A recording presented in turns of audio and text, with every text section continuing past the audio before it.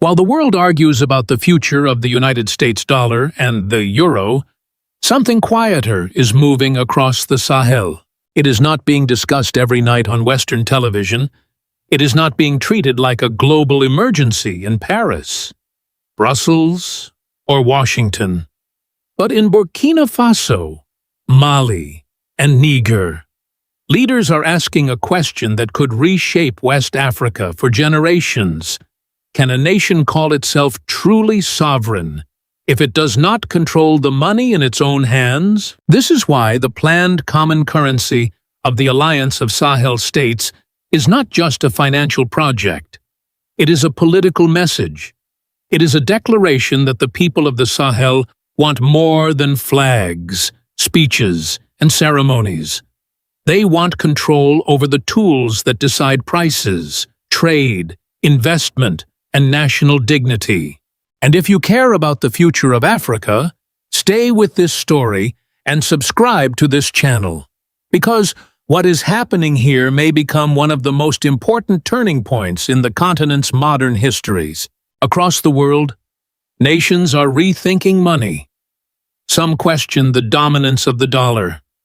Others wonder whether the euro can keep its influence in a divided world. But AES is asking something even deeper. Today, the debate is no longer simply about which currency dominates international markets. It is about who has the authority to shape a nation's economic future. Around the globe, countries are searching for greater financial independence. The expansion of trade in national currencies among emerging economies, discussions within the BRICS bloc, and efforts to reduce reliance on a single reserve currency all reflect a broader desire for strategic autonomy. In this changing environment, the Alliance of Sahel States is pursuing its own path. For Burkina Faso, Mali, and Niger, the conversation goes far beyond printing new banknotes. Their leaders have repeatedly argued that political independence is incomplete without the ability to influence monetary policy. From their perspective, a country that cannot fully determine how its currency is managed will always face limits when responding to domestic economic challenges or setting long-term development priorities. This vision is closely connected to the growing appeal of Pan-African ideas. Supporters believe that economic sovereignty should accompany political sovereignty. They see a common currency not merely as a financial instrument, but as a symbol of confidence, unity, and self-determination. Whether or not the project ultimately succeeds, it represents an attempt to redefine how the Sahel views its place in Africa and the wider world. That raises an important question. Can genuine sovereignty exist without monetary sovereignty? For the leaders of the Alliance of Sahel States, the answer appears increasingly clear. They believe that controlling their own financial future is not simply an economic objective. It is an essential step toward building a future shaped by their own decisions rather than by external structures inherited from the past. For decades, the CFA franc has remained one of the most debated currencies in Africa. To its supporters, it has provided monetary stability, relatively low inflation, and a predictable exchange rate that has encouraged trade and foreign investment. They argue that these advantages have protected member states from the severe currency crises experienced in other parts of the continent. Businesses have benefited from a stable monetary framework, while investors have often viewed the CFA franc as less risky than many other African currencies. Yet, supporters of the Alliance of Sahel States see the issue through a very different lens. They acknowledge the stability that the CFA franc has offered, but argue that stability alone is not enough if it comes with limited monetary autonomy. In their view, a country should have the flexibility to adapt its monetary policies to its own economic conditions, whether facing drought, food shortages, security challenges, or opportunities for industrial growth. They believe that economic priorities in Burkina Faso, Mali, and Niger cannot always be addressed through a monetary system designed for a broader regional framework. This difference in perspective explains why the debate extends far beyond economics. For AES leaders, creating a common currency represents an effort to align political sovereignty with financial sovereignty. It reflects the belief that long-term development requires greater control over monetary decisions, even if that path involves significant risks and difficult transitions. Critics caution that replacing an established currency is an enormous undertaking. A new monetary system requires strong financial institutions, credible monetary governance, sufficient foreign exchange reserves, and the confidence of both citizens and international investors. Without these foundations, a new currency could face inflationary pressures or market instability. Even so, the governments of Burkina Faso, Mali, and Niger appear willing to accept these challenges. Their position suggests that the pursuit of greater economic independence is worth the uncertainty, provided that the necessary institutions are carefully built. Whether history ultimately judges this strategy as visionary or overly ambitious will depend not on political speeches, but on measurable economic results in the years ahead. The vision of a common currency did not emerge overnight. Before speaking publicly about monetary sovereignty, the Alliance of Sahel States had already begun laying the institutional foundations that such an ambitious project would require. Rather than focusing only on political declarations, Burkina Faso, Mali, and Niger have gradually expanded cooperation across security, diplomacy, trade, and economic development. One of the most significant milestones was the formal creation of the Alliance of Sahel States itself. Originally established to strengthen collective security, the alliance has steadily evolved into a broader framework for regional integration. Its leaders increasingly describe security and economic development as inseparable. According to this vision, lasting stability cannot be achieved without stronger regional economies, and stronger economies require institutions capable of supporting independent decision-making. Another important step has been the decision to withdraw from the economic community of West African states. While controversial, this move reflects the determination of the three governments to pursue policies they believe better align with their national priorities. At the same time, the alliance has introduced initiatives designed to bring its member states closer together, including a common passport, efforts to simplify cross-border movement, and discussions on harmonizing trade regulations. These measures aim to reduce administrative barriers and encourage greater economic activity within the alliance. Perhaps the clearest indication of long-term planning is the establishment of the Confederation Bank for Investment and Development of the Alliance of Sahel States. Rather than serving as a central bank, this institution is intended to finance infrastructure, energy, agriculture, mining, and industrial projects that can strengthen the region's productive capacity. Supporters view it as an essential building block for future financial integration because sustainable monetary independence requires strong economic foundations. Taken together, these developments suggest that the proposed common currency is not being treated as an isolated objective. Instead, it appears to be one component of a much broader strategy aimed at building the institutions, infrastructure, and regional cooperation necessary to support greater economic sovereignty over the long term. If the Alliance of Sahel States eventually introduces a common currency, its impact will extend far beyond replacing one set of banknotes with another. Supporters believe the greatest transformation could take place in regional trade. Today, businesses operating across Burkina Faso, Mali, and Niger still face administrative barriers, transportation challenges, and limited financial integration. A common monetary framework could simplify transactions, reduce exchange costs within the POU alliance, and encourage companies to expand beyond their national borders. Greater financial integration could also make the region more attractive to long-term investors. Rather than viewing the three countries as separate markets, investors could begin evaluating them as a single economic space with shared institutions and coordinated development strategies, combined with investments in infrastructure, energy, agriculture, and mining. This approach could strengthen regional supply chains and create new opportunities for local industries. Supporters also believe that success could inspire broader interest across Africa.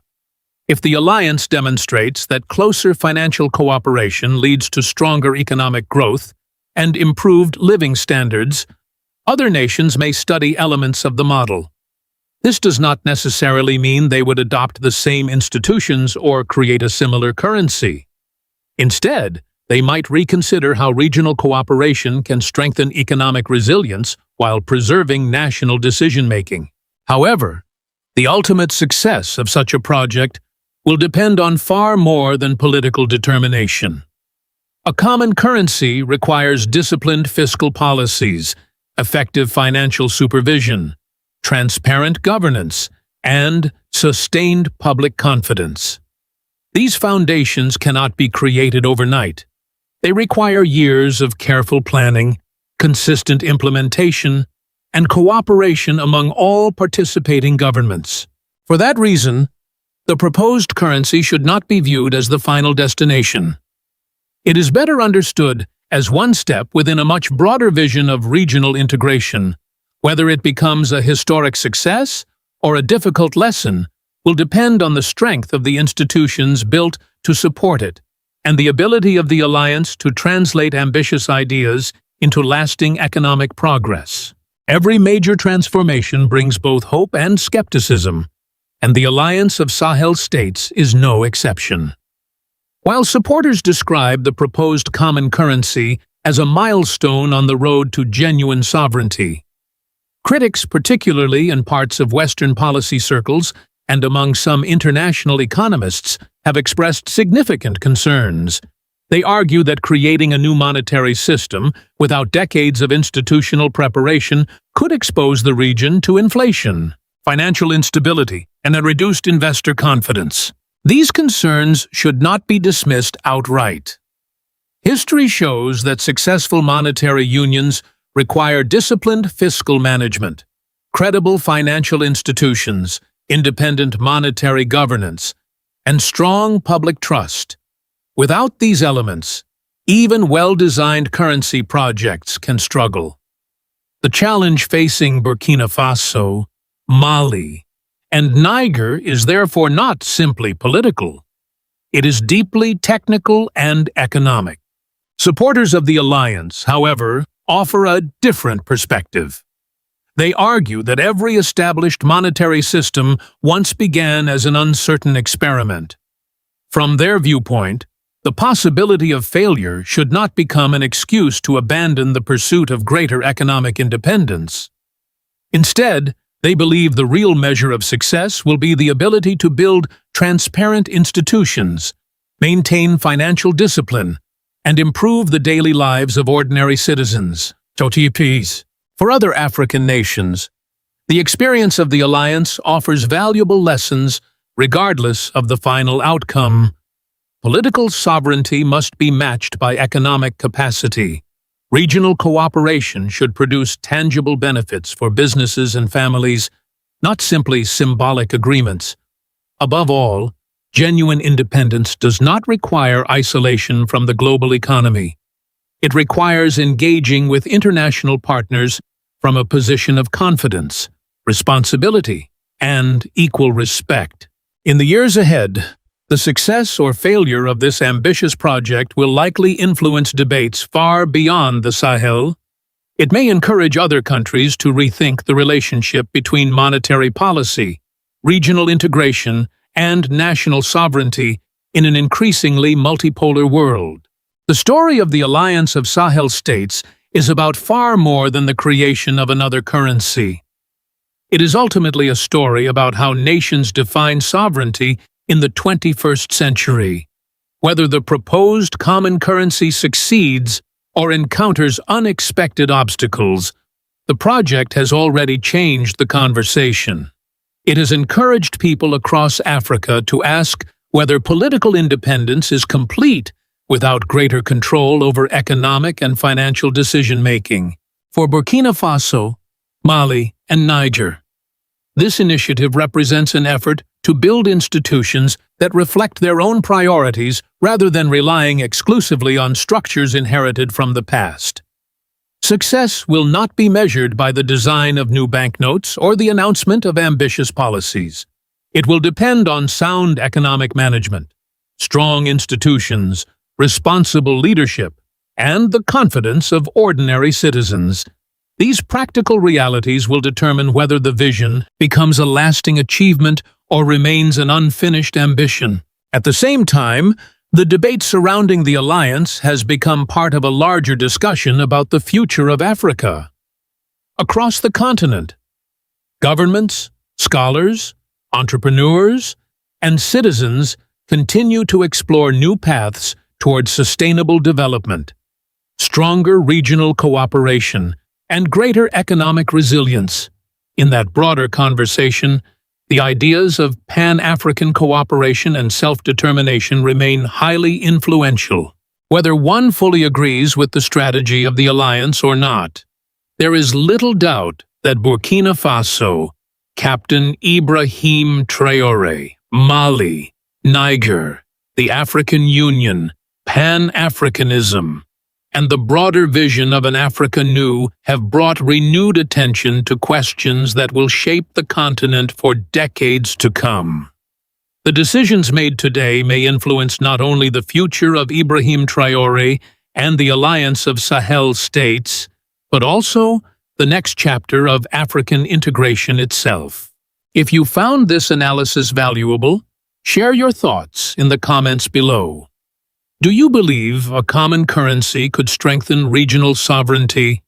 Or do you think the challenges outweigh the opportunities? Subscribe to the channel and join us as we continue exploring the stories shaping the future of Africa. What if three nations in the Sahel were preparing to challenge one of the most controversial monetary systems in modern African history? For nearly 80 years, the CFA franc has been part of the economic reality of several West African countries. Supporters describe it as a source of stability that helped control inflation and reduce monetary uncertainty. Critics, however, see it as a reminder of an era when African nations had limited control over their own economic destiny. Today, that debate is becoming more intense. Under the leadership of Captain Ibrahim Traore in Burkina Faso, and alongside the governments of Mali and Niger within the Alliance of Sahel States, discussions about monetary sovereignty are moving closer to the center of regional politics.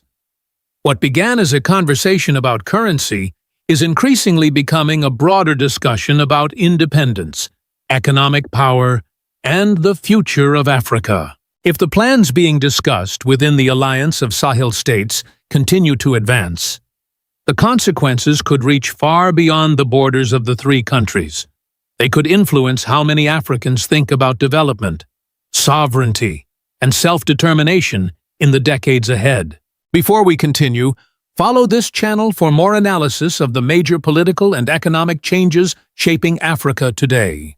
To understand why this issue matters, we must first understand the history of the CFA franc. The CFA franc was created in 1945 and has remained one of the most enduring monetary systems in Africa.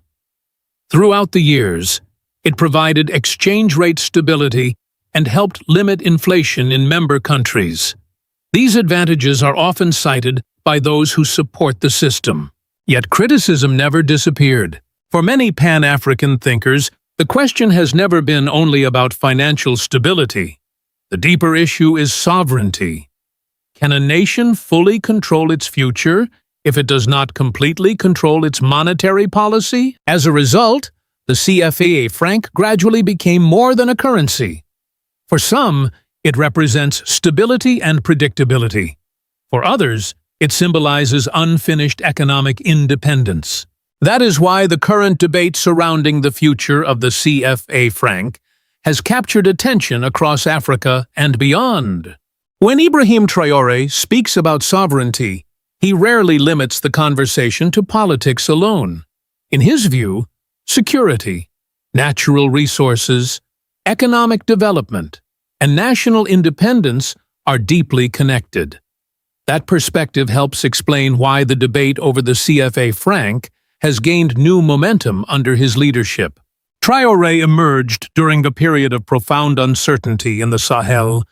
Burkina Faso, like its neighbors Mali and Niger, faced serious security challenges, economic pressures, and growing public frustration with traditional political arrangements. In that environment, many citizens began asking difficult questions about how much control their countries truly had over their own future. For Traore and many of his supporters, economic sovereignty became one of the most important parts of the answer. The argument is straightforward. A nation may possess vast natural resources, yet still struggle to transform those resources into broad prosperity if key economic decisions remain constrained by external structures. As a result, discussions about currency have become part of a much larger conversation about self-determination. This message has resonated far beyond Burkina Faso. Across Africa, many young people see Traore as a symbol of a generation willing to challenge long-standing assumptions. His popularity is not based solely on economic policy.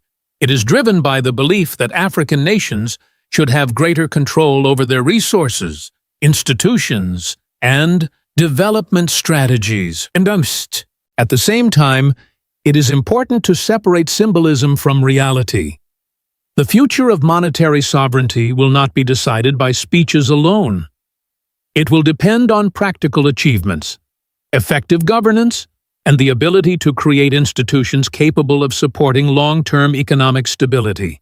That is why the current debate matters so much. The question is not simply whether the CFA franc should continue. The deeper question is whether Burkina Faso, Mali, and Niger can build a model that gives them greater economic freedom while maintaining stability and public confidence. For supporters of reform, this is a historic opportunity. For skeptics, it is a major risk. Either way, Ibrahim Traore has succeeded in bringing the issue of monetary sovereignty to the center of Africa's political conversation. While much of the public discussion focuses on the possibility of a future currency, the Alliance of Sahel States is pursuing a much broader project behind the scenes. The real story may not be about replacing the CFA franc tomorrow. It may be about building the institutions that could make monetary sovereignty possible in the future. The Alliance of Sahel States, often referred to as AES, brings together Burkina Faso, Mali, and Niger.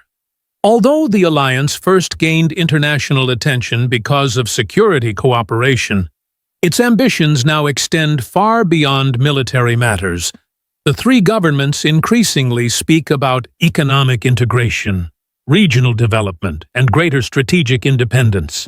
This is where the discussion becomes particularly important. History shows that successful monetary systems are rarely created overnight. Before a country or a group of countries can introduce a new currency, they must first establish the foundations that support it. Without those foundations, even the most ambitious monetary project can face serious difficulties. For that reason, AES has been exploring ways to strengthen cooperation in several key areas. These include infrastructure development, regional trade, investment coordination, and financial cooperation. The objective is not simply to create new institutions. The objective is to reduce vulnerabilities and increase the ability of member states to make independent economic decisions. One of the most significant developments has been the effort to create financial mechanisms that operate within the alliance itself. Supporters view these initiatives as early building blocks of a more self-reliant regional economy. From this perspective, the debate over monetary sovereignty is only one piece of a much larger strategy. The alliance appears to be asking a broader question: Can the countries of the Sahel create an economic framework that serves their own priorities rather than relying primarily on systems designed elsewhere? The answer remains uncertain. However, what is already clear is that AES is attempting to move beyond rhetoric and toward institution building. The institution-building efforts of AES became even more visible when discussions emerged about creating financial structures capable of supporting long-term regional development. Among the most notable initiatives is the proposed development bank designed to help finance infrastructure, industry, energy projects, and strategic investments across Burkina Faso, Mali, and Niger. For supporters of the alliance, this step is extremely important. A currency can only succeed if it is backed by productive economic activity. Roads, power generation, agricultural modernization, mining development, and industrial expansion all contribute to the strength of an economy. Without these foundations, monetary independence becomes difficult to sustain. This explains why many observers believe the development bank may be more important than any future currency announcement. It represents an attempt to create financial tools that serve regional priorities and reduce dependence on external sources of funding. Supporters argue that such institutions could help channel resources toward projects that directly benefit local populations. They also believe stronger economic coordination could increase trade among member states and encourage long-term investment within the region. However, significant challenges remain. Building effective institutions requires transparency, professional management, financial discipline, and public confidence. Even the strongest political vision can struggle if these elements are missing. This is why the future of AES cannot be measured by declarations alone. The true test will be whether these new institutions deliver measurable improvements in the daily lives of citizens. Can they support businesses? Can they create jobs?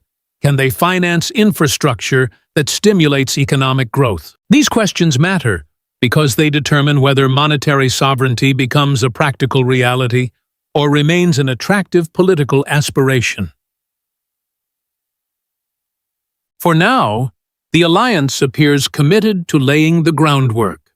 Rather than rushing toward a new currency, it is gradually building the structures that could one day support greater financial independence. If those efforts succeed, historians may look back on this period as the beginning of a major economic transformation in the Sahel. If AES eventually moves beyond preparation and begins replacing the CFA franc, the consequences could be significant.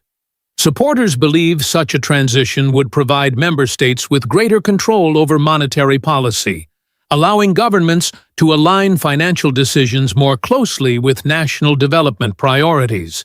In theory, greater monetary independence could create opportunities to support domestic industries, strengthen agricultural production, expand infrastructure investment, and respond more flexibly to economic challenges.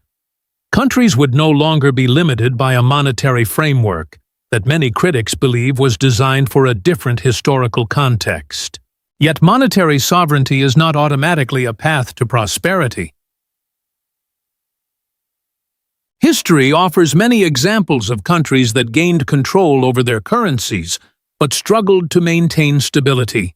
Without strong institutions, disciplined fiscal policies, and public confidence, a new monetary system can face serious difficulties.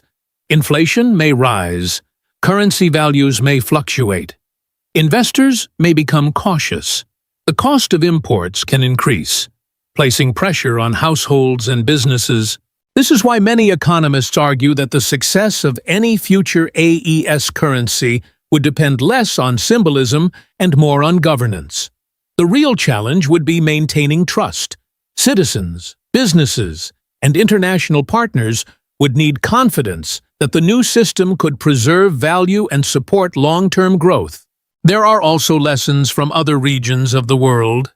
Successful monetary unions are usually built on years of economic coordination, shared rules, and institutional development. They require more than political will. They require economic discipline and sustained cooperation. As a result, the debate should not be framed as a choice between independence and stability. The true objective is achieving both. If AES can combine greater sovereignty with sound economic management, it could create a model that attracts attention across Africa. If it cannot, the transition could become far more difficult than many supporters expect. One reason the AES project attracts so much international attention is that it challenges long-standing assumptions about economic integration in West Africa. While supporters view the alliance as a bold experiment in sovereignty, many critics, particularly in Western policy circles, remain skeptical. Their concerns generally fall into several categories. First, there is the fear of financial instability. Critics argue that moving away from an established monetary system could create uncertainty for investors, increase inflation risks, and place pressure on already fragile economies. From this perspective, stability should remain the highest priority.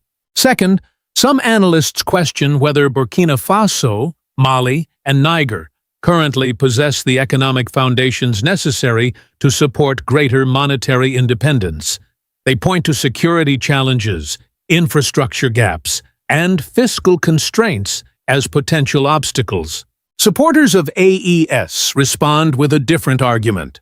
They acknowledge the risks, but insist that long-term development requires the ability to make independent economic choices.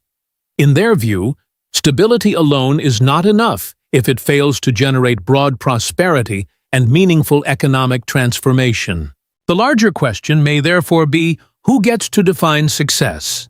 Should African nations continue relying on existing structures, or should they experiment with new models that reflect their own priorities and circumstances? The answer remains uncertain, but the debate itself is already reshaping political discussions across the continent. Looking ahead, three possible futures emerge. AES could successfully build the institutions needed for greater monetary sovereignty. It could achieve only partial reforms while still influencing regional policy, or it could struggle under economic and political pressures. Regardless of which scenario unfolds, one fact is clear. The conversation is no longer only about the CFA franc. It is about sovereignty, development, and Africa's right to determine its own economic future. That is why governments, investors, and ordinary citizens across the continent are paying close attention to what happens next. The future of the CFA franc remains uncertain. No official AES currency is circulating today, and many of the most important decisions still lie ahead. Yet something significant has already changed. The discussion is no longer limited to economists, central bankers, or government officials. It has become part of a wider African conversation about sovereignty, development, and self-determination. For supporters of reform, the issue is simple. A nation should have the ability to shape its own economic destiny. For critics, the challenge is equally clear. Political ambition must be matched by strong institutions, sound policies, and economic discipline. Without those foundations, even the most inspiring vision can face serious obstacles. This is why the story of AES matters far beyond Burkina Faso, Mali, and Niger. The alliance is testing an idea that resonates across the continent. Can African nations create financial systems that reflect their own priorities while maintaining stability and attracting investment? The answer could influence future debates from West Africa to other parts of the continent.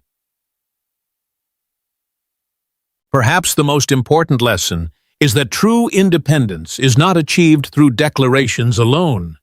It requires institutions, infrastructure, productive economies, and public trust. Monetary sovereignty is not the destination. It is only one step in a much larger journey. Whether AES ultimately succeeds or struggles, the questions raised by Captain Ibrahim Traore are unlikely to disappear. They touch issues that many Africans continue to debate: control of resources, economic freedom, and the right to determine national priorities. As the conversation continues, the eyes of Africa will remain fixed on the Sahel, the decisions made in Burkina Faso, the vision promoted by Ibrahim Traore, the aspirations of Pan-Africanism, and the future role of the African Union may all become part of a larger Africa news story. For many supporters of the Pan-African movement, this moment represents more than policy. It represents possibilities. If you want to continue exploring the forces reshaping Africa, follow this channel and join us in examining the developments that will define the continent's future. For years, Captain Ibrahim Traore has been known as the leader standing at the center of Burkina Faso's fight against terrorism. His name has often been associated with military operations, national security, and the effort to restore stability across the country. But in 2026, a different kind of battle is beginning to attract attention. This new battle is not being fought with weapons. It is being fought with knowledge, savings, investment, and economic participation. The Second International African Stock Exchange Fair, known as CBE 2026, has introduced a conversation that goes far beyond finance. At the heart of the event is a simple but powerful question. Who should finance the future of Burkina Faso foreign institutions and outside investors? Or the people of Burkina Faso themselves? Supporters of this vision believe that true sovereignty extends beyond national borders. They argue that a country cannot be fully independent if it depends heavily on external funding to build its future. This is why CBE 2026 has attracted attention as more than a financial gathering. For many observers, it represents a new front in the broader struggle for economic sovereignty. If you enjoy learning about the major transformations shaping Africa today, make sure to subscribe to the channel and follow our future reports. To understand why this idea is gaining momentum, it is important to look at the challenges facing Burkina Faso. Since 2022, the country has devoted significant resources to security and reconstruction efforts. These priorities require substantial funding, yet military victories alone cannot guarantee long-term independence. A nation may secure its territory while remaining financially dependent on others. This reality has led to growing discussions about economic sovereignty, where protecting national interests means not only defending land, but also strengthening the ability to finance development through domestic resources and citizen participation. CBE 2026 was presented under a simple but highly strategic theme: financial markets and financial inclusion. The central question was equally straightforward. How can the stock market be brought closer to ordinary people? For decades, financial markets across much of Africa have often been viewed as spaces reserved for wealthy investors, large corporations, and financial professionals. Many citizens have never owned a share, purchased a bond, or participated in any formal investment activity. As a result, millions of people save money without ever becoming part of the broader economic growth that their savings could help create. This is precisely the challenge that CBE 2026 seeks to address. According to the organizers, the objective is not merely to promote stock exchanges. It is to change perceptions. The event aims to demonstrate that investment opportunities should not be limited to a privileged few. Instead, financial participation should be accessible to students preparing for their future, farmers seeking greater financial security, market traders building small businesses, and workers hoping to create long-term wealth for their families. This represents a significant shift in thinking. Rather than focusing exclusively on attracting foreign investors, the discussion increasingly centers on empowering domestic investors. The goal is to help citizens understand how financial markets work and how they can participate responsibly. For supporters of this approach, every citizen who learns to invest becomes more than a saver. That person becomes a contributor to national development. Small investments, when multiplied across thousands or even millions of people, can help finance businesses, infrastructure projects, and economic growth. In this sense, SIB, a 2026, is more than a financial exhibition. It is an effort to democratize investment and transform ordinary citizens into active participants in building Burkina Faso's economic future. One of the most important ideas behind Burkina Faso's emerging economic strategy is the belief that savings should not remain idle. Across Africa, millions of people save money every month. They put aside small amounts from salaries, business income, farming activities, or family support. Yet, much of this money never reaches the productive sectors of the economy. This creates a significant gap between personal savings and national development. Supporters of financial inclusion argue that when savings are transformed into investments, they become a powerful engine for growth.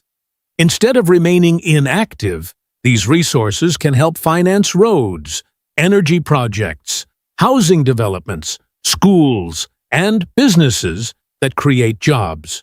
This philosophy is visible in Burkina Faso's recent efforts to mobilize resources from its citizens and its diaspora.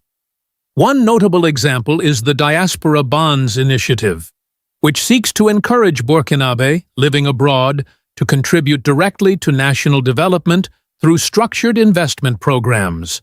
Rather than relying exclusively on external lenders, the country is exploring ways to channel the commitment and financial capacity of its own people. The significance of this approach extends beyond the amount of money raised. It represents a different vision of development. A worker living overseas is no longer viewed simply as someone sending money home to relatives. That individual can also become an investor in national infrastructure and economic transformation. Even relatively small investments can have meaningful collective impact when participation becomes widespread. Thousands of citizens contributing modest amounts may ultimately generate resources capable of supporting major development projects. For advocates of economic sovereignty, this is where the real power lies. National development becomes a shared responsibility rather than a process driven primarily by foreign capital. In that sense, every saver has the potential to become a nation builder, and every investment can become a contribution to the future of Burkina Faso. Many experts believe that financial education may be the most important element of any long-term strategy for economic sovereignty. A country can create investment opportunities, launch financial programs, and encourage citizen participation. However, if people do not understand how money works, these efforts will have limited impact. This challenge is not unique to Burkina Faso. Across many countries, people spend years studying mathematics, history, science, and literature without ever receiving practical education about savings, investing, risk management, or wealth creation.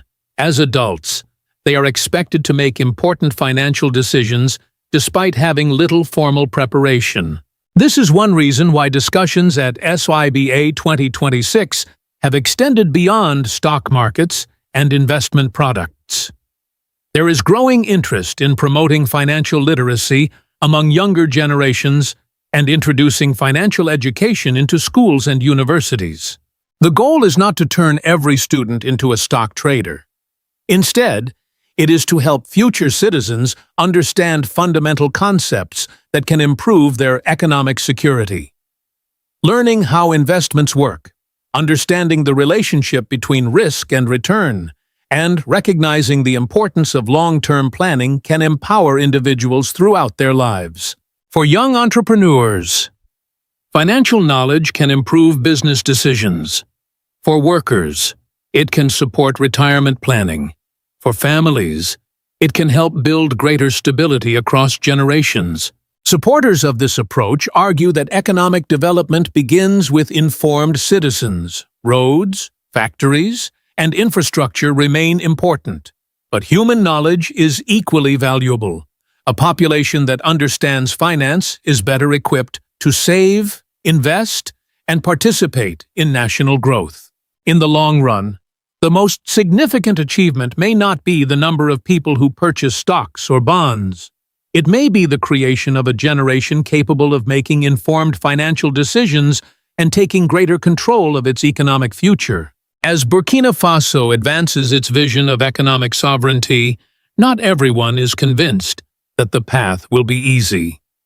Critics, particularly in parts of the Western media and policy community, have raised concerns about governance, political freedoms, and the long-term stability of the country's institutions.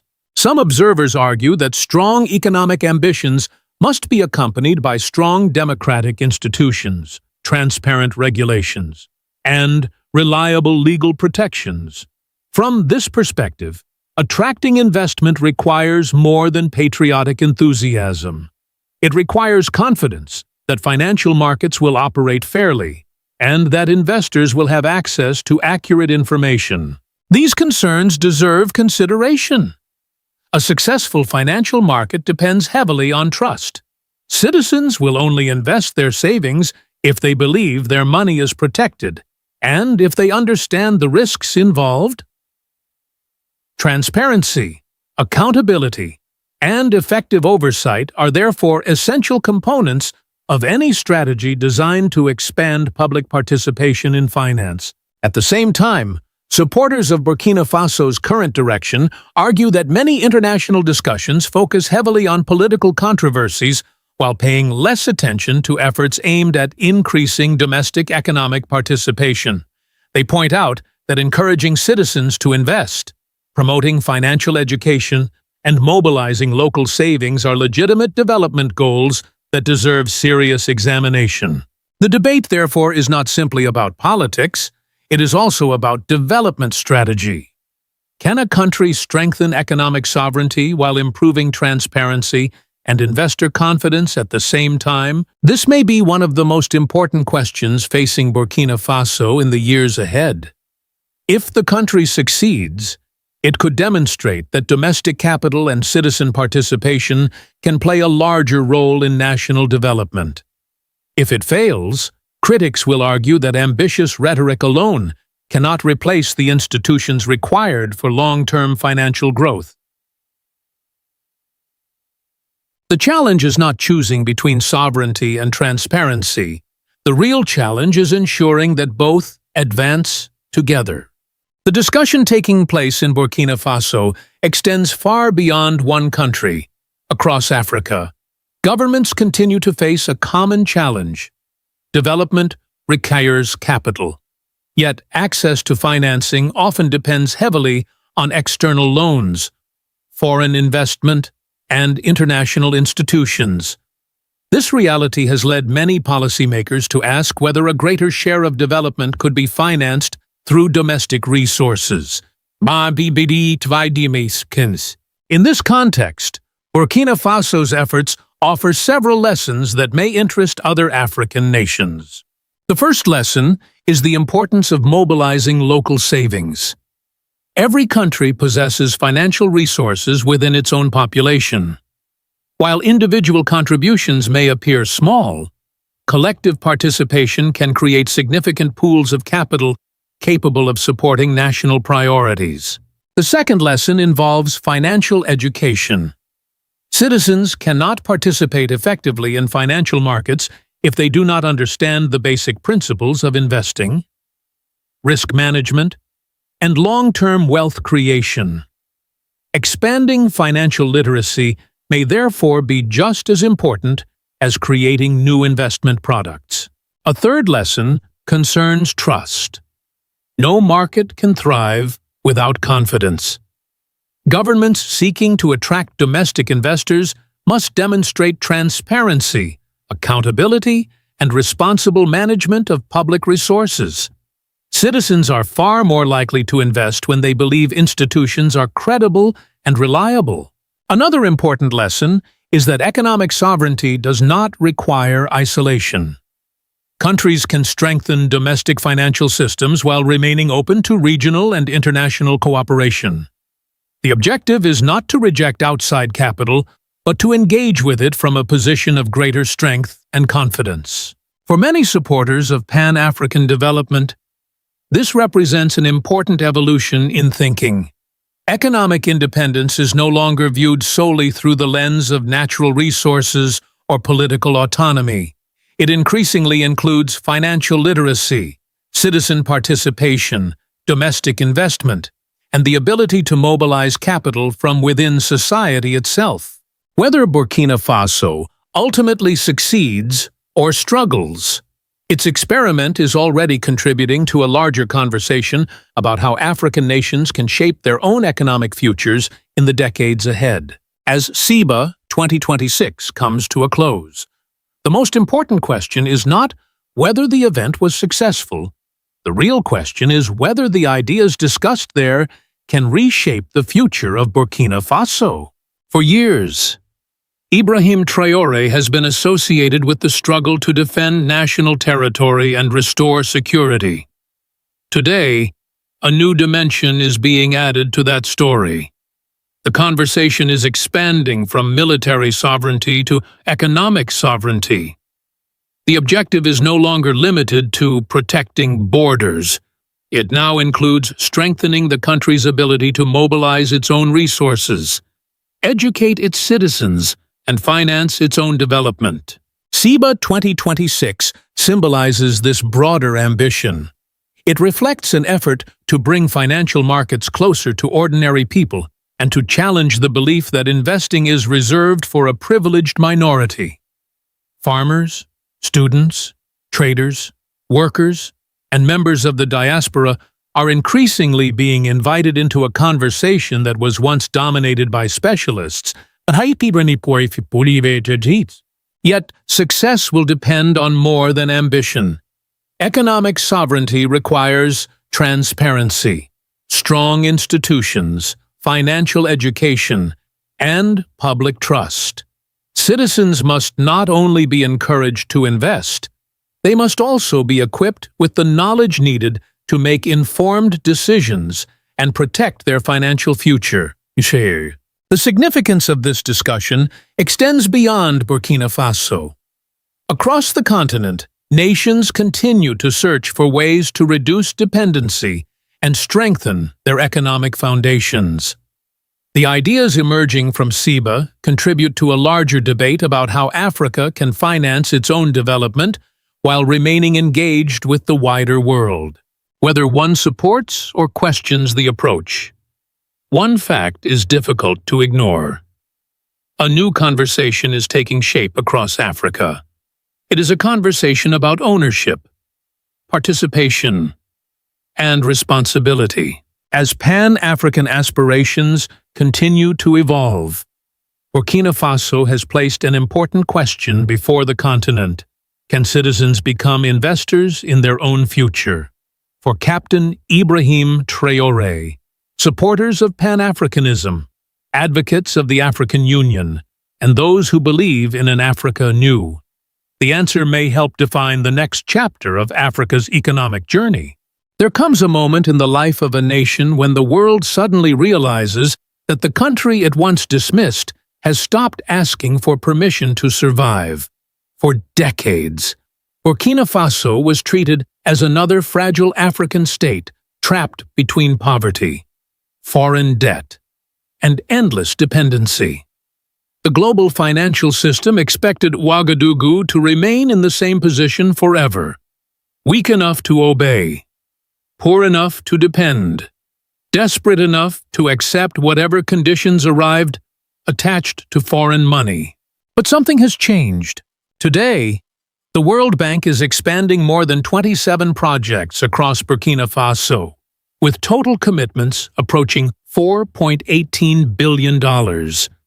That number alone is enough to make global financial observers pay attention.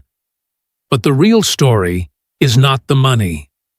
The real story is how Captain Ibrahim Traore is using international financing in a way that completely breaks the old African script. This is not the Burkina Faso of yesterday. This is a nation trying to transform foreign capital into national independence instead of permanent dependence. Traore is not standing before the world with his hands stretched out, begging for survival. He is negotiating from a position built on sovereignty, control, and long-term national ambition. And that is exactly why the conversation around Burkina Faso has become so uncomfortable for parts of the West. If you believe Africa deserves the right to shape its own destiny, make sure you subscribe to the channel, because today we are diving into one of the most important political and economic transformations happening anywhere in the Pan-African world right now. For years, Burkina Faso existed inside a system that many Africans quietly believed was designed to keep countries weak. For generations, the people of Burkina Faso watched their country export gold, cotton, and raw materials while importing debt, dependency, and economic humiliation. Foreign corporations entered the country with promises of development, but too often the wealth extracted from Burkinabe soil disappeared into offshore accounts and foreign markets long before ordinary citizens ever saw the benefits. This was the old cycle that trapped much of Africa for decades. Governments borrowed heavily from international institutions. Conditions followed every loan. State industries were weakened. Strategic sectors were opened to outside control. Public services struggled, while debt payments continued rising year after year. Burkina Faso became known internationally as a country surviving on aid, instead of a nation capable of building its own future. Many young people lost faith completely. Some dreamed only of leaving the country. Others believed real economic power could never belong to African nations, because the global system had already been designed against them. Then Ibrahim Traore arrived and changed the national mood almost overnight. What made Traore different was not simply his speeches against dependency. Africa has heard speeches before. The difference was the tone. He spoke less like a politician asking the world for sympathy, and more like a leader announcing that Burkina Faso intended to renegotiate its place inside the international system. Under his leadership, the language coming from Ouagadougou began to shift. Burkina Faso would still cooperate with international institutions, but cooperation would no longer mean surrender. Foreign investment would be accepted, but national sovereignty would come first. The country would no longer define success by how much aid it received, but by how much control it regained over its own future. That psychological transformation may be the most important change of all, because nations do not become independent the moment money arrives. They become independent the moment they stop believing dependency is permanent. The reason the World Bank continues expanding its presence inside Burkina Faso is not because the country suddenly became politically convenient. In many ways, Burkina Faso has become far more unpredictable for the traditional global order. Yet, despite growing tensions with parts of the West, the World Bank now maintains more than 27 active projects in the country with commitments approaching $4.18 billion. That reality tells us something extremely important. Burkina Faso is no longer being treated as a passive aid recipient. It has become strategically impossible to ignore. The projects currently financed by the World Bank touch nearly every critical area of national development: energy infrastructure, agriculture, education, healthcare, transportation, and social services are all receiving major support. Even more significant, Burkina Faso has managed to maintain a disbursement rate higher than the regional average despite serious security and political challenges. Under ordinary circumstances, international financial institutions become cautious when a country adopts strong nationalist policies or openly criticizes dependency on foreign powers. But Burkina Faso, under Ibrahim Traore, has forced a different calculation. The Sahel region has become one of the most geopolitically sensitive regions in the world. Western influence is weakening. French military presence has collapsed across several countries. Anti-colonial sentiment is rising among younger African populations. And in the middle of all these changes, Burkina Faso is trying to build a model that combines international financing with stronger national control. The World Bank understands the stakes. If it completely loses influence in Ouagadougou, it risks losing influence across a much wider section of West Africa. That is why cooperation continues even while political tensions grow louder. In many ways, both sides now need each other for very different reasons.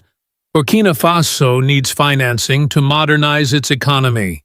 But international institutions also need continued access to a country that may shape the future direction of the entire Sahel region.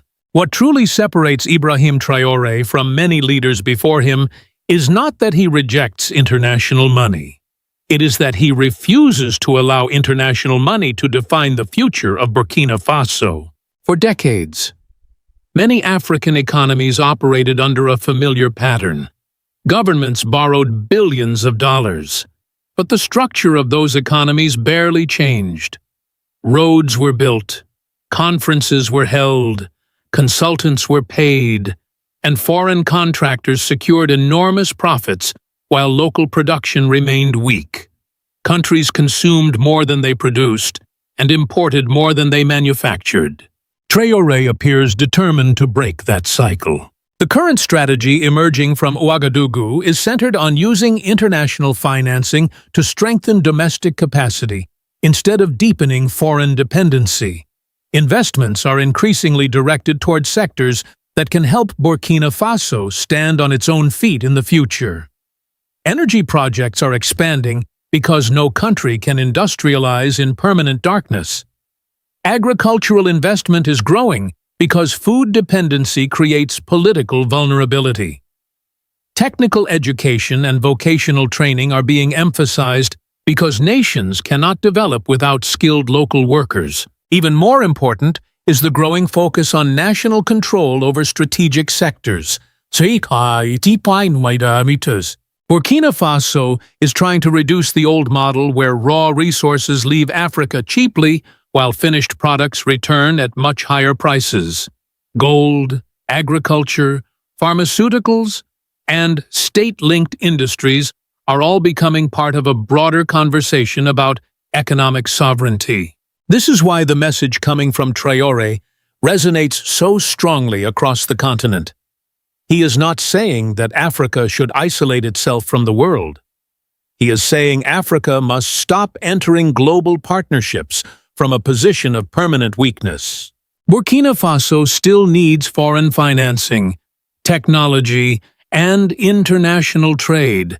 But the leadership in Ouagadougou increasingly wants those relationships to operate on different terms. The goal is no longer survival through dependency. The goal is development through controlled cooperation. And for parts of the old international system, that shift is deeply unsettling. What truly worries parts of the Western political and financial establishment is not simply the money flowing into Burkina Faso. $4.18 billion is significant, but global institutions manage far larger amounts every year. The real concern is the example Burkina Faso may create if this strategy succeeds. Because if a country facing insecurity, poverty, and international pressure can still begin rebuilding national control over its economy, then millions of Africans across the continent will start asking dangerous questions. Why should resource-rich nations remain permanently dependent on foreign expertise? Why should countries exporting gold continue importing poverty? Why should governments surrender control over strategic industries simply to qualify for loans? That is the deeper ideological battle now emerging around Burkina Faso. Critics in the West frequently point to concerns about democracy, media restrictions, and political freedoms under military leadership. Some of those concerns are legitimate. Burkina Faso still faces serious security problems, humanitarian challenges, and governance risks. No honest analysis should ignore those realities. But many Africans also notice something else.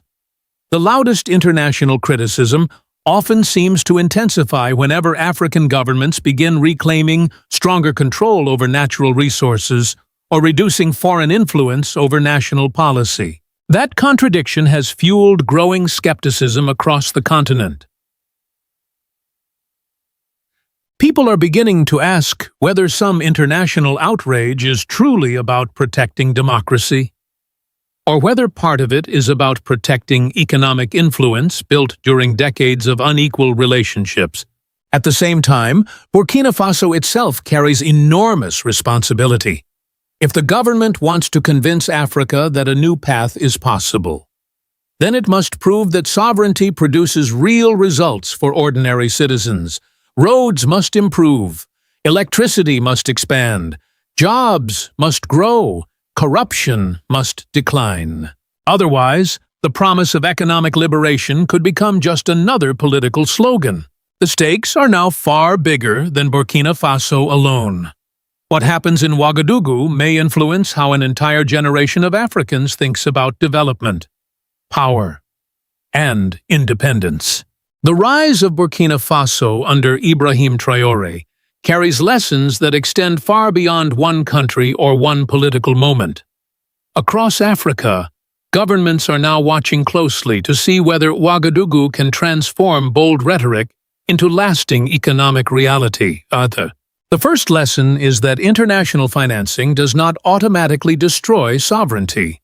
The real issue is how that financing is negotiated and where the money ultimately goes. If loans only increase imports and dependency, countries remain trapped. But if investment strengthens electricity, agriculture, transportation, education, and domestic industry, then outside financing can become a tool for national development rather than permanent control. The second lesson is that resources alone are never enough. Africa has always possessed enormous wealth beneath its soil. What many countries lacked was the political courage and strategic planning required to convert raw materials into national power.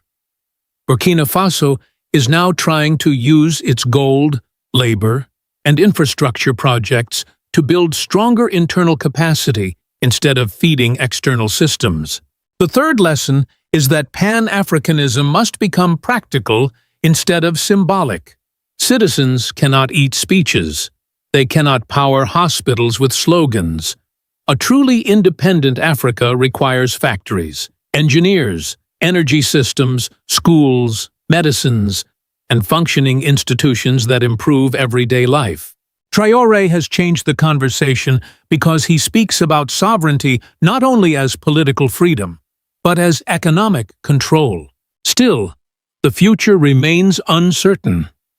Burkina Faso must prove that discipline, transparency, and competent governance can sustain this new direction over time.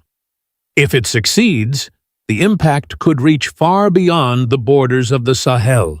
And if it fails, critics will argue that dependency was unavoidable all along. Burkina Faso is still far from perfect. The country continues to battle insecurity, economic pressure, and enormous development challenges. But something historic is unfolding in Ouagadougou that the rest of the world can no longer ignore. For the first time in decades, Burkina Faso is attempting to engage with global financial institutions without surrendering the right to define its own future. The nearly $4.18 billion connected to World Bank projects no longer symbolizes automatic dependency in the eyes of many supporters of Captain Ibrahim Traore. Instead, it has become a test of whether Africa can use international systems without becoming trapped inside them. That is why this moment matters so deeply across the continent. Bantiers, Ibrahim Traore has forced a new conversation inside the Pan-African movement. He has challenged the old assumption that African nations must permanently choose between isolation or submission. Burkina Faso is trying to prove that another path may exist, a path where cooperation serves sovereignty instead of replacing it. Whether this experiment succeeds or fails will shape far more than one nation. It could influence how the African Union, future Pan-Africanism movements, and an entire Africa new generation think about development for decades to come. The world is watching Burkina Faso because the country now represents more than a small Sahel state. It represents a growing demand for dignity, ownership, and self-determination. Captain Ibrahim Traore did not simply inherit a crisis. He stepped into a system many Africans believed was designed to keep them permanently dependent. Now, he is trying to rebuild that system from the inside out. And perhaps that is what truly unsettles the old powers most of all. Because once people begin believing they can control their own destiny, it becomes almost impossible to force them back onto their knees. If you enjoyed this video, like, share, and subscribe for more deep discussions on Burkina Faso, Pan-African change, and the future of Africa. For years, ECOWAS spoke to Burkina Faso, Mali, and Niger with the language of pressure. Borders were closed. Financial sanctions were imposed. Military intervention was openly discussed after the 2023 crisis in Niger. At one point, many people across West Africa believed the region was heading toward a dangerous confrontation between Africans themselves.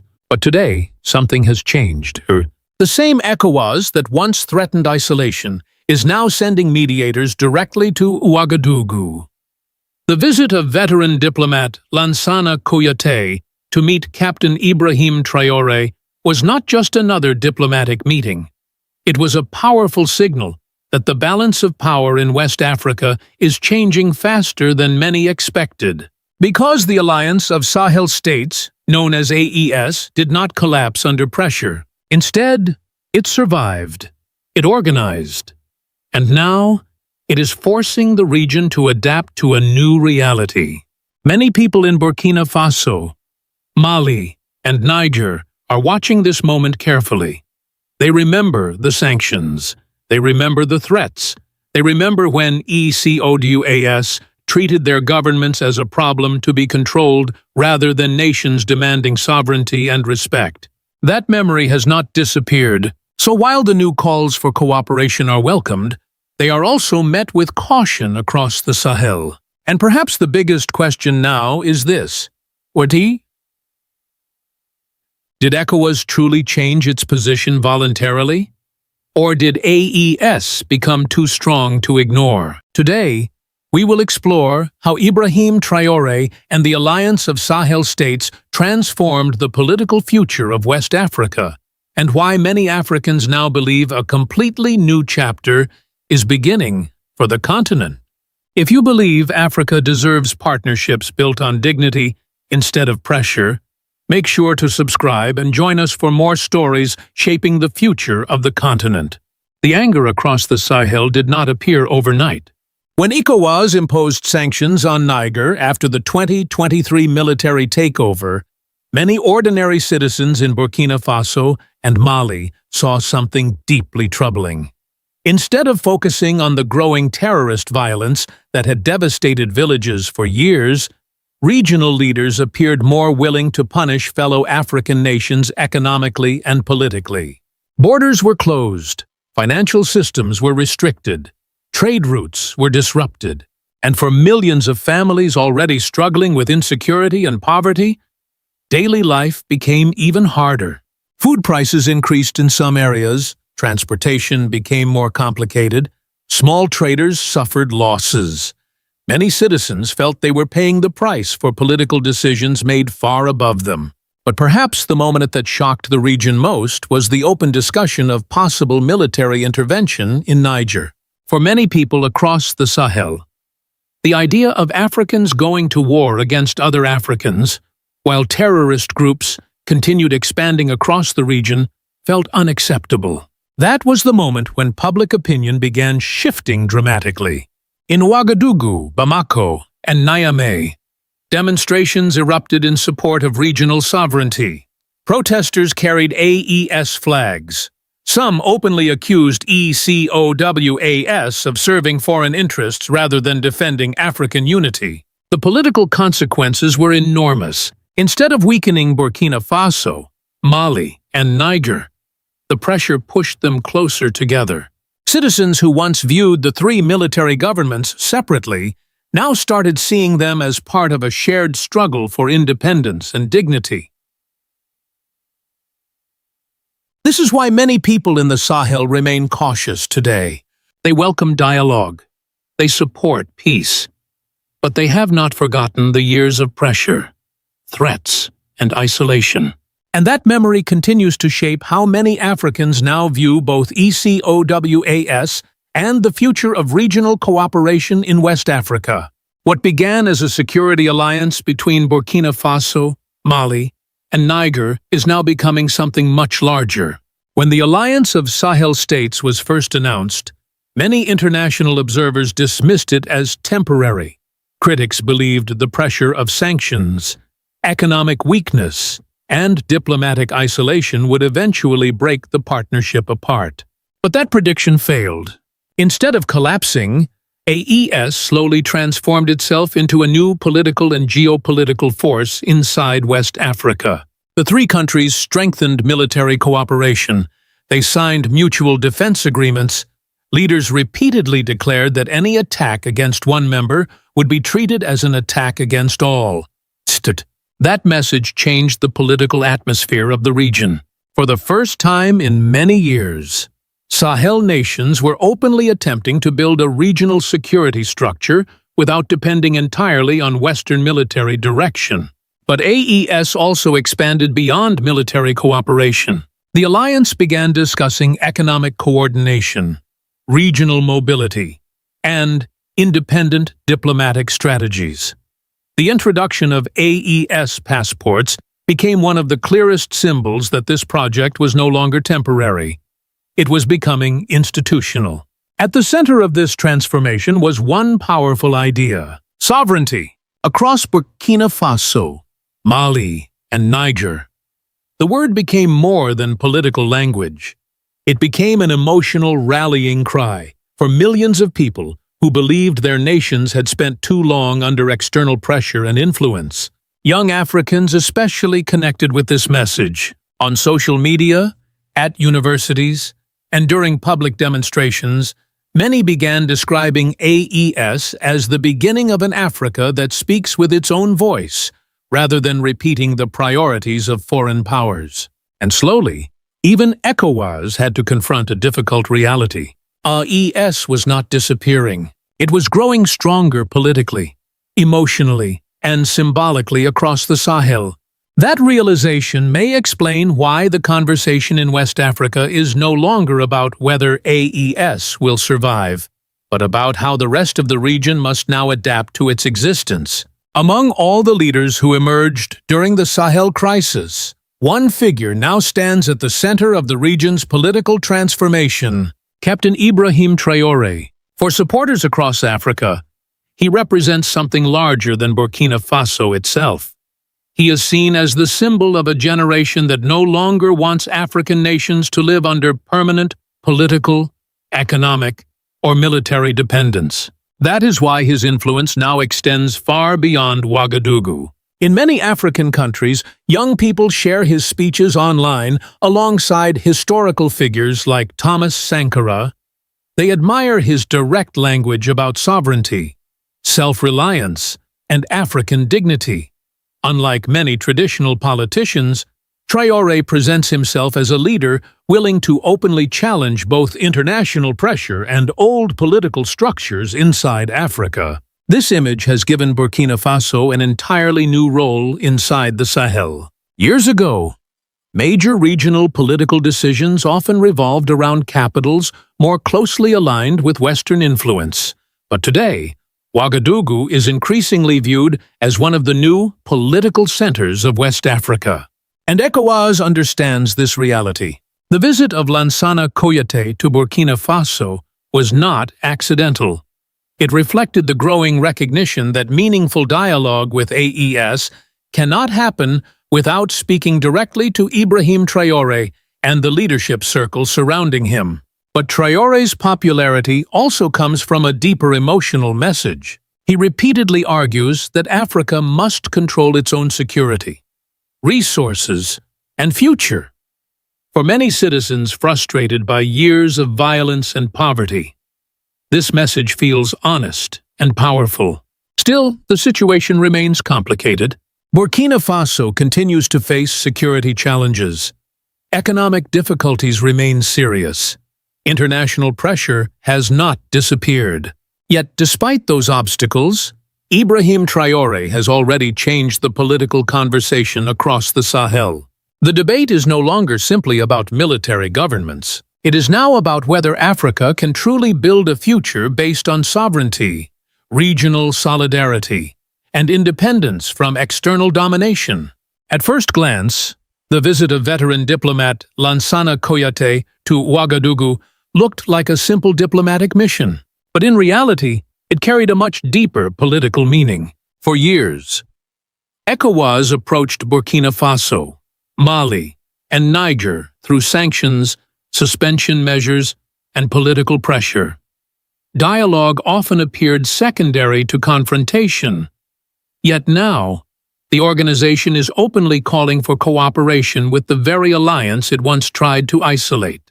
That shift is impossible to ignore. Lansana Conté was carefully chosen for this mission. As a former executive secretary of ECOWAS, he understands the region's political tensions better than most diplomats. More importantly, he is viewed as someone capable of speaking with both sides without immediately escalating hostility. His words after meeting Ibrahim Traore were especially revealing. He emphasized that geography connects ECOWAS and AES.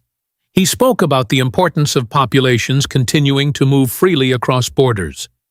He insisted that cooperation between the two blocs remained necessary despite past tensions. These statements sounded diplomatic on the surface, but underneath them was a clear message. ECOWAS now recognizes that isolating AES is no longer realistic. The Alliance of Sahel States has survived pressure, built regional solidarity, and gained growing support among many citizens across the Sahel. The organization that was once treated as temporary is now being approached as a permanent political reality. Still, trust remains fragile. Many people in Burkina Faso and Niger continue to question whether ECOWAS truly respects the sovereignty of AES members or is simply adjusting to changing circumstances. That is why this moment feels so important. It is not just a meeting between diplomats. It is a test of whether West Africa can build a new relationship based on mutual respect instead of political pressure and fear. As AES continues gaining influence across West Africa, reactions from Western governments and international organizations have become increasingly critical.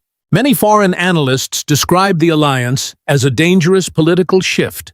Some warn that military governments in Burkina Faso, Mali, and Niger could weaken democratic institutions.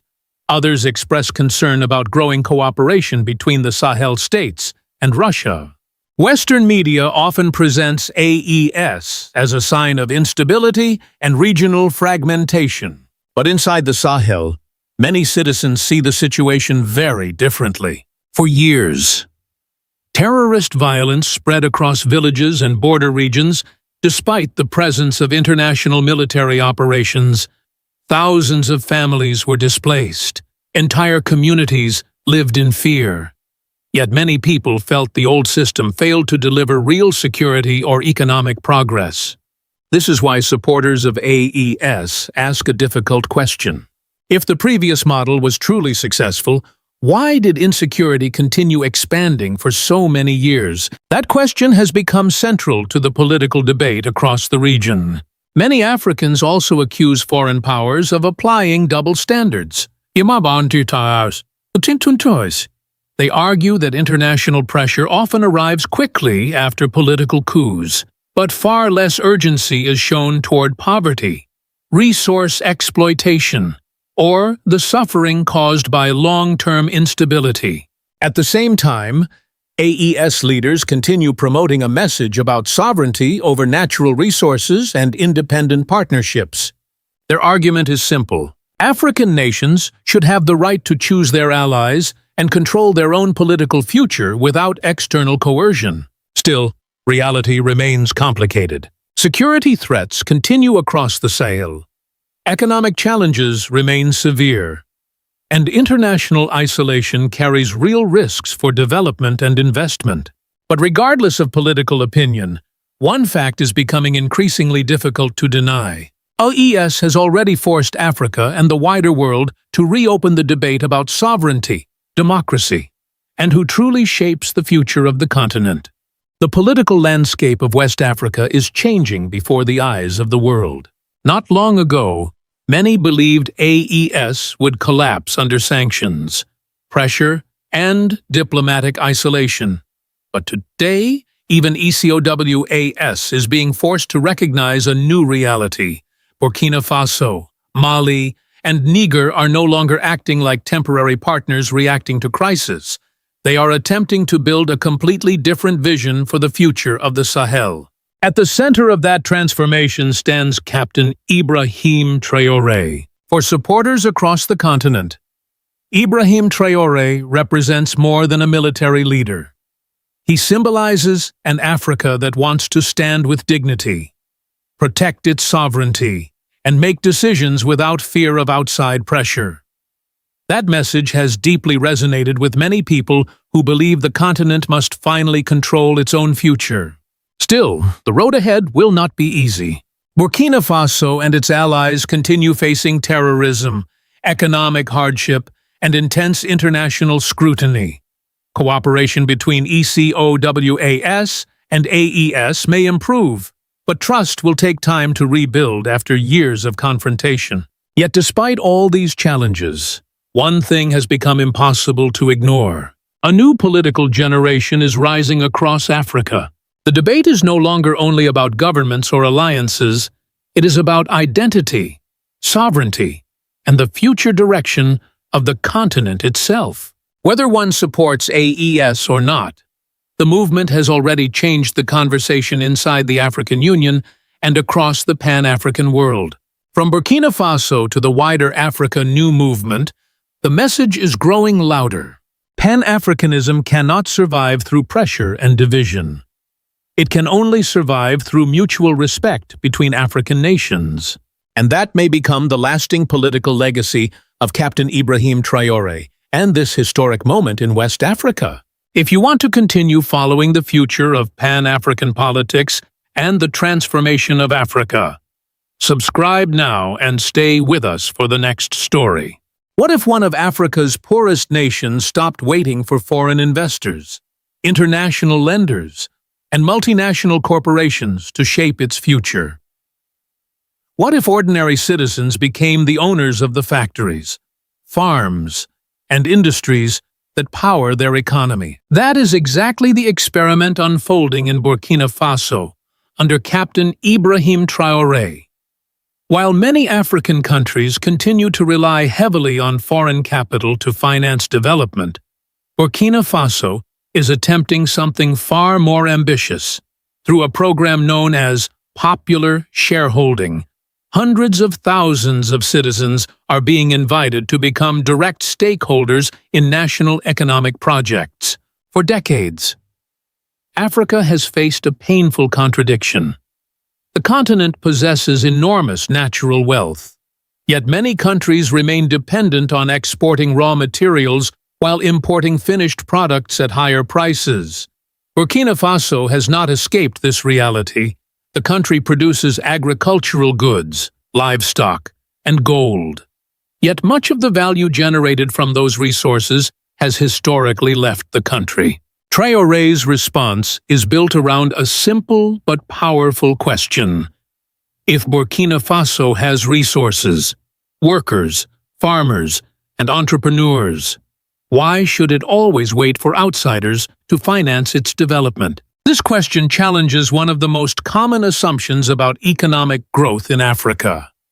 Rather than asking who will invest in Burkina Faso, the government is asking how Burkinabe citizens can invest in themselves. The goal is not only to raise money, it is to transform the role of citizens within the economy.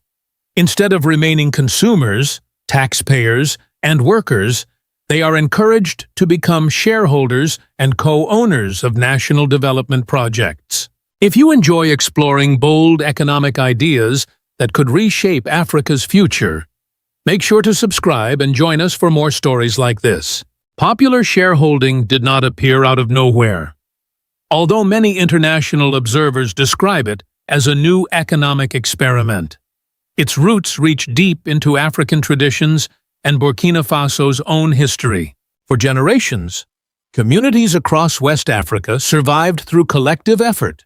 Families worked shared fields, cared for communal livestock, and contributed labor to projects that benefited everyone.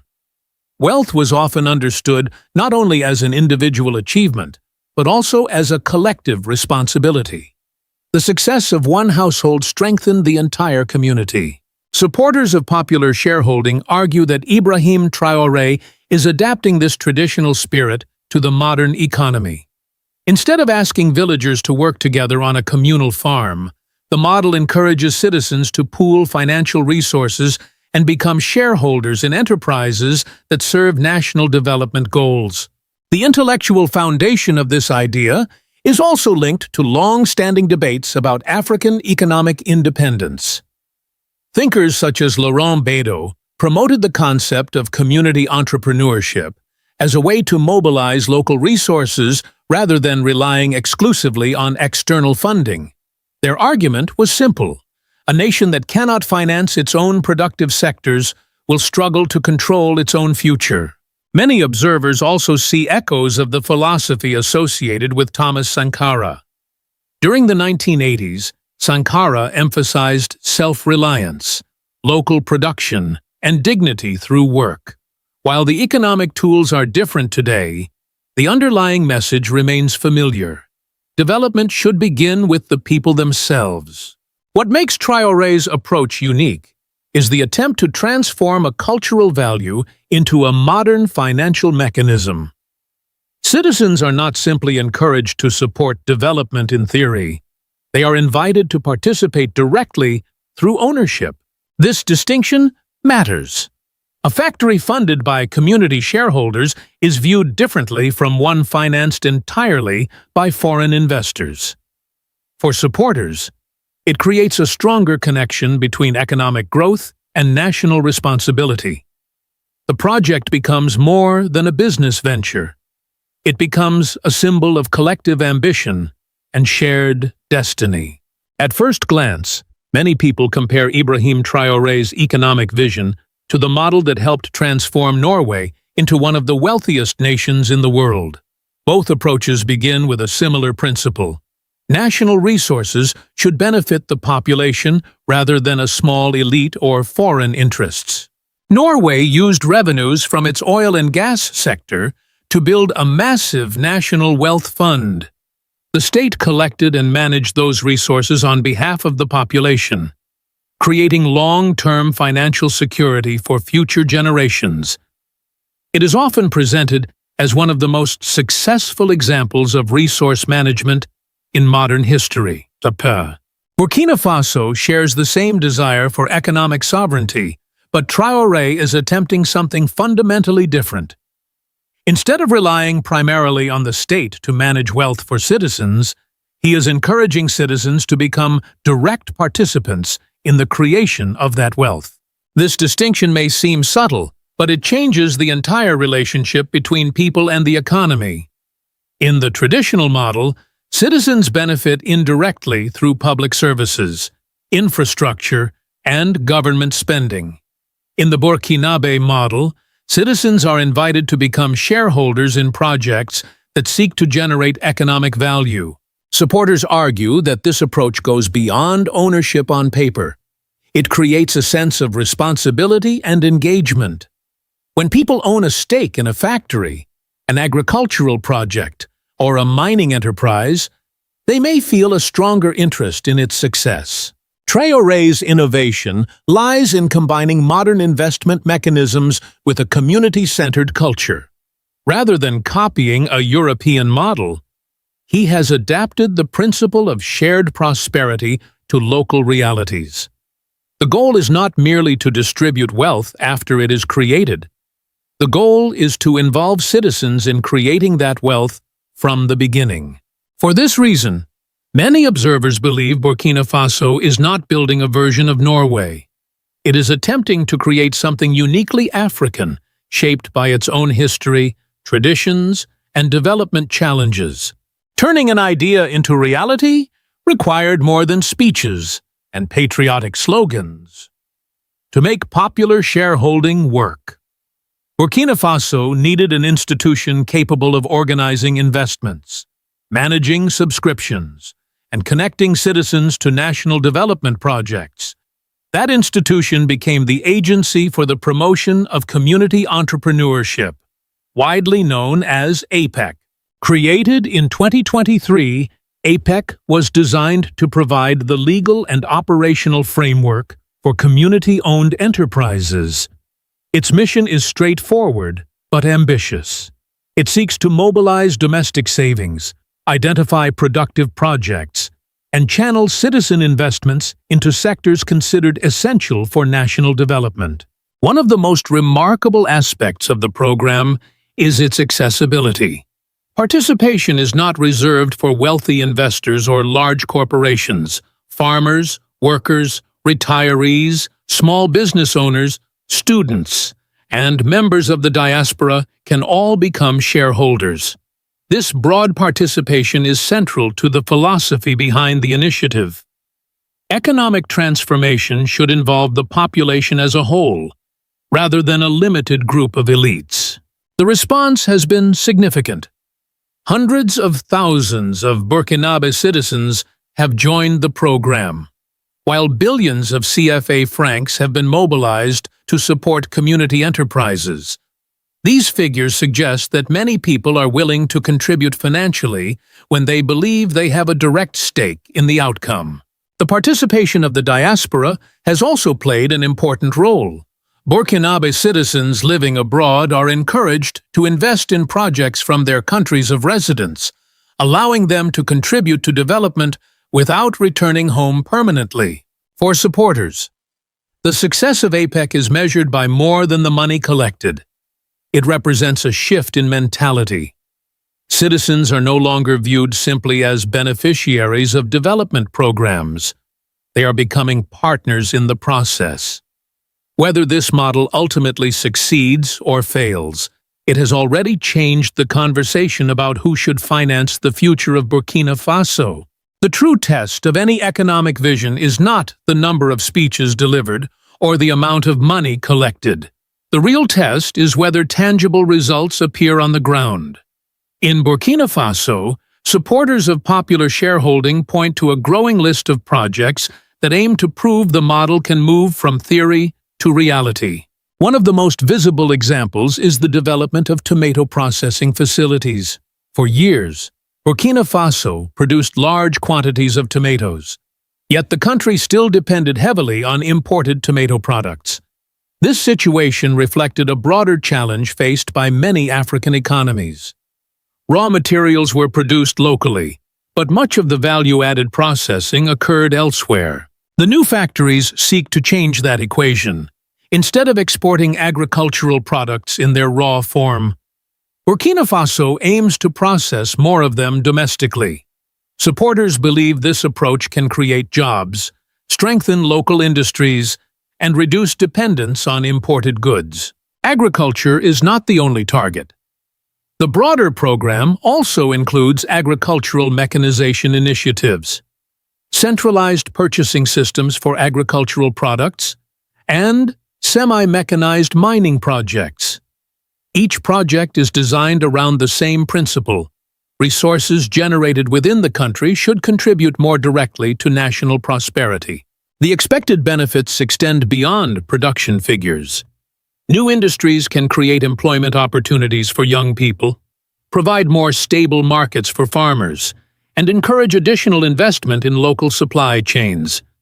Instead of exporting value, the country seeks to retain more of it within its borders.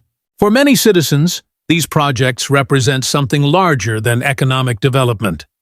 They symbolize the possibility of transforming Burkina Faso from a supplier of raw materials into a producer of finished goods. Whether that transformation succeeds remains to be seen. But the ambition behind it is undeniable. It is an attempt to build industrial growth with the participation of the people themselves. Not everyone is convinced that popular shareholding will deliver the results its supporters expect. As the program gains attention, it has also attracted criticism from international observers, economists, and commentators who question whether such an ambitious experiment can succeed over the long term. One concern involves governance. Critics argue that collecting money from hundreds of thousands of citizens is only the beginning. The greater challenge is ensuring that projects are managed efficiently, transparently, and profitably. Without strong oversight, public trust could be damaged. Others point to financial risk. Any investment carries uncertainty, and not every factory, agricultural enterprise, or mining project will automatically become successful. Some observers worry that ordinary citizens could face disappointment if certain projects fail to meet expectations. Supporters of the initiative respond that risk exists in every development strategy. They argue that dependence on foreign loans, external aid, and imported products also carries significant risks. From this perspective, popular shareholding is not risk-free, but neither is the status quo. Another criticism is that community-owned enterprises may struggle to compete against large international corporations. Yet supporters note that many successful industrial nations protected and supported domestic industries during their early stages of development. Ultimately, the debate reflects two different visions of economic progress. One emphasizes integration into existing global financial structures. The other seeks to build stronger domestic ownership and control over productive sectors. Whether popular shareholding becomes a historic success or an important lesson remains uncertain. What is clear is that Burkina Faso has opened a conversation that extends far beyond its borders. The question is no longer whether Africans can participate in development. The question is whether they can become owners of it. Whether popular shareholding ultimately succeeds or fails will only be known years from now. Economic transformation is never measured in months. It is measured in generations. Yet even at this early stage, the experiment taking place in Burkina Faso has already captured attention across Africa because it challenges assumptions that many people considered unquestionable. For decades, development discussions often focused on attracting foreign investment, securing international loans, and obtaining external assistance. Ibrahim Traore has not rejected cooperation with the outside world, but he has placed a different question at the center of the conversation. What happens when citizens themselves become investors in national development? That question may prove to be the most important aspect of this entire project. Factories can be built, programs can change, governments can come and go, but a population that begins to see itself as an owner rather than a spectator may develop a completely different relationship with the economy. The broader lesson for Africa is not that every country should copy Burkina Faso's model exactly. Each nation has its own history, institutions, and challenges. The lesson is that development becomes more powerful when people feel personally connected to it. Citizens are more likely to support economic transformation when they believe they share both the responsibility and the rewards. Captain Ibrahim Traore is attempting to turn that idea into reality by linking ownership participation, and industrial development.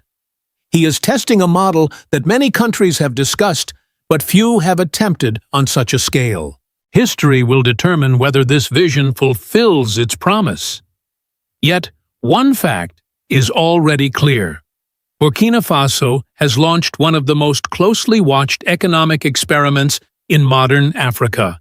For supporters of Pan-African development, Africa New Thinking, Burkina Faso, Captain Ibrahim Traore, the African Union, Pan-Africanism, and Ibrahim Traore's vision of economic sovereignty. The outcome could influence debates across the continent for years to come. If you enjoyed this analysis, subscribe to the channel and share your thoughts below. Your perspective may be part of the conversation shaping Africa's future for decades. Burkina Faso watched billions of dollars in gold leave its soil, while much of the country remained trapped in poverty. Foreign mining corporations controlled the richest gold fields, exported enormous profits overseas, and left behind a nation still struggling with weak infrastructure, unemployment, and insecurity. It was one of Africa's most painful contradictions, a country rich in natural wealth, yet unable to fully benefit from it. Now, that system is being challenged by one man who has become one of the most controversial and talked about leaders in Africa today. Captain Ibrahim Traore is attempting something many previous governments never seriously tried. He wants Burkina Faso's gold to serve Burkina Faso first. Under Traore's military administration, the government has expanded state ownership in strategic mines, tightened mining laws, increased local control, and pushed foreign companies out of positions they dominated for decades. Supporters call it an economic revolution. Critics call it dangerous resource nationalism. But whether the world likes it or not, Burkina Faso is rewriting the rules of who controls African wealth. At the same time, the country remains locked in a brutal conflict against armed extremist groups across the Sahel. For Traore, gold is no longer just an export commodity. It has become a weapon of economic survival and national sovereignty. And what is happening in Burkina Faso may not stay in Burkina Faso. Across Africa, more governments are beginning to ask the same question. Who should truly benefit from Africa's resources? If you want to understand where Africa's future may be heading next, this is a story you cannot afford to ignore. Before Ibrahim Traore came to power, Burkina Faso's gold industry was dominated by foreign corporations for decades. International mining companies from Canada, Australia, and Europe controlled some of the country's most productive gold mines, while billions of dollars in profits flowed out of the nation every year. Meanwhile, many communities living near the mines still struggled with poverty, poor roads, weak healthcare systems, and limited economic opportunity. To many people inside Burkina Faso, it created a painful reality. The country was rich underground, but poor above it. Gold eventually became Burkina Faso's largest export. Yet, despite producing huge amounts of gold, the average citizen saw very little change in daily life. Foreign firms often handled the extraction, transportation, refining, and export process, while local participation remained limited. In many cases, Burkina Faso received taxes and royalties, but the larger share of long-term profits stayed in foreign hands. This model was defended by international investors, who argued they provided technology, expertise, security, and financing that Burkina Faso could not easily provide on its own. But critics inside Africa increasingly viewed the system differently. Many believed it resembled a modern version of economic dependency, where African nations supplied raw materials while outside powers captured most of the wealth. That frustration slowly grew across the Sahel. In Burkina Faso, people began asking difficult questions. How could a country produce so much gold while millions still lacked electricity and jobs? Why were foreign corporations becoming wealthier while local communities remained underdeveloped? By the time Ibrahim Traore emerged as the country's new military leader, anger toward the old mining system had already become deeply rooted. He did not create the frustration, he inherited it. But unlike previous governments, Traore decided to turn that frustration into political action. For many of his supporters, the battle over gold was no longer only about economics. It was about dignity, sovereignty, and who truly owned Burkina Faso's future. When Ibrahim Traore seized power in 2022, many outside observers focused on the military dimension of his leadership. But inside Burkina Faso, another transformation was beginning to take shape.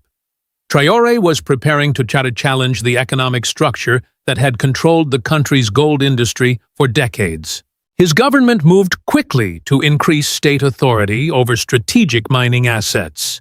New mining reforms expanded government participation in major gold projects, while local investors gained larger ownership stakes in industrial mines. Reports indicated that 6 of Burkina Faso's 15 active industrial gold mines had shifted into majority Burkinab ownership. 3 of them reportedly came under direct state control. That change was historic. Before Traore's administration, only 1 industrial gold mine in the country had been controlled by a local company. In just a few years, the balance of power inside Burkina Faso's mining sector began to shift dramatically away from foreign corporations. Traore framed the issue in simple but powerful language. Burkina Faso's gold, he argued, should first benefit Burkina Faso's people. That message resonated deeply across a population exhausted by insecurity, poverty, and decades of economic frustration. Supporters viewed the reforms as the beginning of a new era of economic sovereignty. To them, Traore was not simply changing mining contracts. He was attempting to dismantle an entire system that allowed African resources to enrich outside powers, while local populations remained dependent and vulnerable. The government also tightened mining regulations, increased state participation requirements, and pushed for greater local involvement in production and logistics. Foreign companies began facing stricter oversight and growing political pressure. Critics warned that these moves could scare away investment and weaken confidence in Burkina Faso's economy. But Traore's supporters responded with a different question. If the previous system was truly working, why did one of Africa's most resource-rich nations remain trapped in crisis? For many Burkinabe citizens, the gold industry was no longer just about business. It had become a symbol of national control, pride, and independence. Traore's strategy was never only about taking control of gold mines. The larger goal was to keep more of the gold profits inside Burkina Faso instead of allowing billions of dollars to leave the country every year. To support that vision, the government reportedly began building a state-backed investment structure known as Sinaiji, a name that translates roughly to preparing for tomorrow. The idea behind the project was straightforward but ambitious. When global gold prices rise, the state would save and reinvest part of the profits rather than immediately spending everything on short-term needs. According to government officials, the money could be directed into roads, electricity systems, industrial facilities, and national infrastructure projects. Burkina Faso also hopes to strengthen local manufacturing capacity and reduce dependence on imported goods over time. For decades, many African countries exported raw materials while importing finished products from abroad. Gold left Africa. Wealth often followed, but industrial capacity remained weak. Traore's supporters argue that Burkina Faso must break that cycle if it wants real economic independence. The government's mining reforms are therefore connected to a much larger economic vision. Gold is being treated not only as a source of export revenue, but also as the foundation for national reconstruction. Officials believe that if resource profits remain inside the country, Burkina Faso could gradually build stronger institutions, stronger industries, and eventually a stronger middle class. At the same time, rising global gold prices have made this strategy even more important. Every increase in the value of gold potentially means more money for infrastructure, public investment, and state development. Supporters describe this as one of the boldest economic experiments in modern Sahel history. Critics remain skeptical and question whether the government can manage such large financial resources effectively, but for many ordinary citizens, the central message is simple. For the first time in decades, Burkina Faso is attempting to use its gold wealth to build Burkina Faso itself. While Burkina Faso was restructuring its gold industry, the country was also fighting one of the most dangerous security crises in Africa. Armed extremist groups linked to regional insurgencies continued attacking villages, military positions, and transportation routes across the Sahel. Entire communities were displaced, thousands of civilians were killed, and large parts of the country remained unstable. For Ibrahim Traore's government, this changed the meaning of gold completely. Gold was no longer just a valuable export. It became a financial lifeline for national survival. The government needed money to pay soldiers, secure mining regions, purchase military equipment, and maintain state operations during a prolonged conflict. In this environment, every ounce of gold carried strategic importance. Control over mining revenue meant control over the country's ability to defend itself. At the same time, Burkina Faso dramatically increased gold production. Reports suggested the country produced a record 94 tons of gold in 2025, a major rise from previous years. Government officials credited tighter state oversight, stronger mining reforms, and more aggressive crackdowns on gold smuggling networks. For years, large quantities of gold reportedly disappeared through illegal trade routes crossing neighboring borders. That meant lost tax revenue and billions of dollars escaping state control. Under Traore's administration, security forces increased efforts to monitor transportation routes and reduce illegal exports. Supporters argue that these measures are helping Burkina Faso recover wealth that previously vanished outside official systems.